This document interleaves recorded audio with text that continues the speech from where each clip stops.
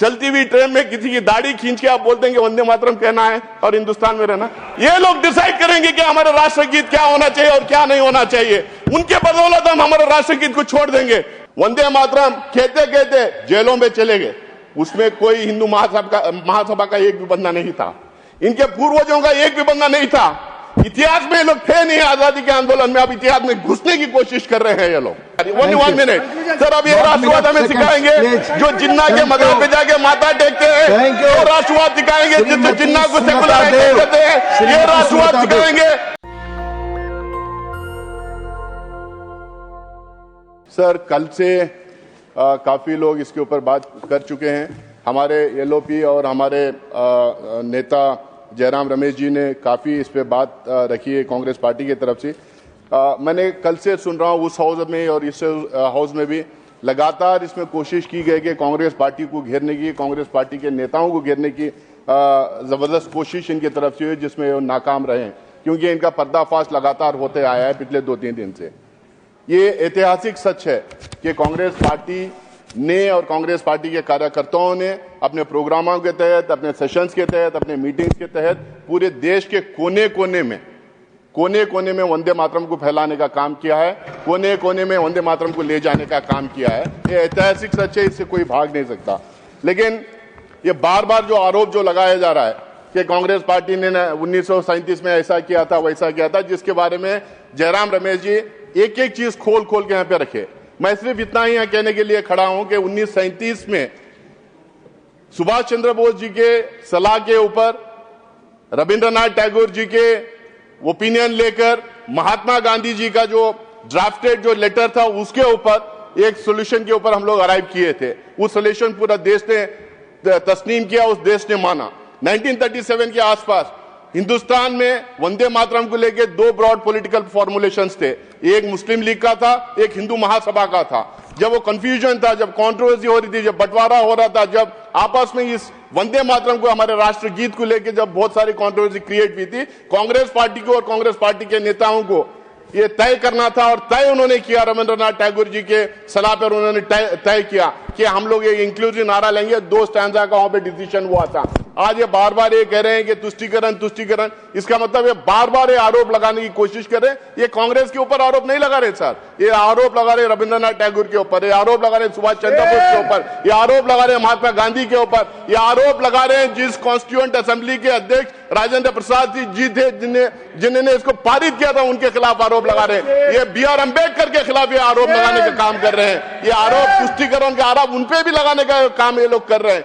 तो मुझे लगता है कि ये प्रॉब्लम, ये जो प्रॉब्लम बनाने की जो कोशिश कर रहे हैं, ये वेल सेटल्ड क्वेश्चन है। ये जो भी कंट्रोवर्सी, जो भी डिस्प्यूट था 1937 के उस कांग्रेस के CWC मीटिंग के बाद और उसके बाद कॉन्स्टिट्यूएंट असेंबली में जब 2 दिन पहले अडॉप्ट करने के 2 दिन पहले राजेंद्र प्रसाद साहब ने जो कहा था, उसके बाद ये सेटल हो गया है। हिंदुस्तान का राष्ट्रगीत वंदे मातरम है, हर कोई उसको तस्लीम करता है, हर कोई उसका एहतराम करता है, उसका रेस्पेक्ट करता है। लेकिन ये बार बार कहना कि बार बार इसको जो डिप्लॉय करने की जो कोशिश की जा रही है, किसी को वंदे मातरम से कोई प्रॉब्लम नहीं सर, लेकिन वंदे मातरम को जिस तरह से डिप्लॉय करने की कोशिश कर रहे हैं, उसके डिप्लॉयमेंट में प्रॉब्लम है। आखिरकार कौन सी ऐसी बात है 1947 से लेकर आज तक किसी भी कांग्रेस रूल स्टेट में कभी भी वंदे मातरम को लेकर कोई प्रॉब्लम नहीं हुआ। अपोजिशन रूल स्टेट्स में जहां अपोजिशन रूल करती थी, किसी भी स्टेट में वंदे मातरम को लेकर कोई प्रॉब्लम नहीं हुआ।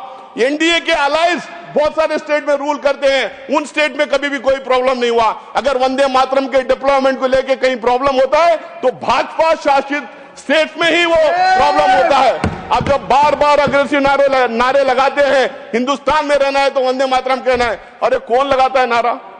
ये कौन लगाता है नारा? चलती हुई ट्रेन में किसी की दाढ़ी खींच के आप बोल देंगे वंदे मातरम कहना है और हिंदुस्तान में रहना। Anti social elements, fringe elements, ये लोग डिसाइड करेंगे कि हमारा राष्ट्रगीत क्या होना चाहिए और क्या नहीं होना चाहिए। उनके बदौलत हम हमारे राष्ट्रगीत को छोड़ देंगे। ये राष्ट्रीय पार्टियां क्या कर रहे हैं सर हिंदुस्तान के अंदर? हमें कोई किसी को एतराज नहीं वंदे मातरम से, लेकिन जिस तरह भाजपा उसको डिप्लॉय करने की कोशिश कर रहे हैं उससे जरूर प्रॉब्लम है। क्योंकि आजादी के आंदोलन के टाइम पे वंदे मातरम अपने जबान पे लेके फांसी के फंदे पे लोग चढ़ गए। वंदे मातरम कहते कहते जेलों में चले गए, उसमें कोई हिंदू महासभा का एक भी बंदा नहीं था। इनके पूर्वजों का एक भी बंदा नहीं था। इतिहास में ये लोग थे नहीं आजादी के आंदोलन में, अब इतिहास में घुसने की कोशिश कर रहे हैं ये लोग। ये इतिहास में घुसने की कोशिश कर रहे हैं जहां पे इनकी इतिहास बिल्कुल थी नहीं। तो आज मैं लगातार ये जो भाषण पे भाषण जो सुन रहा हूं, ये राष्ट्रगीत को राष्ट्रवाद से जोड़ने की कोशिश कर रहे हैं और राष्ट्रवाद से कोशिश करके कहने की कोशिश कर रहे हैं कुछ पार्टियां राष्ट्रवाद के तहत चलते नहीं। कल कोई यहाँ पे खड़े होकर इनके महान नेता कह रहे थे फलाने तरीके का राष्ट्रवाद होना चाहिए। भाई राष्ट्रवाद का मतलब क्या है? देशवासियों के लिए राष्ट्रवाद है, देशवासियों की वजह से राष्ट्रवाद है, हर एक नागरिक के लिए राष्ट्रवाद है, जो हिंदुस्तान में जो पैदा होता है उसके लिए राष्ट्रवाद है। अब राष्ट्रवाद ये हमें सिखाएंगे, राष्ट्रवाद ये हमें सिखाएंगे जो जिन्ना के सर एक minute sir, only 1 minute sir. अब ये राष्ट्रवाद हमें सिखाएंगे जो जिन्ना के मजार पे जाके माथा टेकते हैं, वो राष्ट्रवाद सिखाएंगे जो जिन्ना को सेकुलराइज करते हैं, ये राष्ट्रवाद सिखाएंगे जो आप बोलिए। नेशनल दस्तक की आपसे गुजारिश है कि अगर इसको बचाना चाहते हैं तो नेशनल दस्तक को सब्सक्राइब करने के लिए रेड कलर के सब्सक्राइब बटन को दबाएं, फिर बेल आइकन की घंटी दबाएं। नेशनल दस्तक को बचाने के लिए बहुत जरूरी है कि हर खबर को शेयर करें, लाइक करें, कमेंट जरूर करें।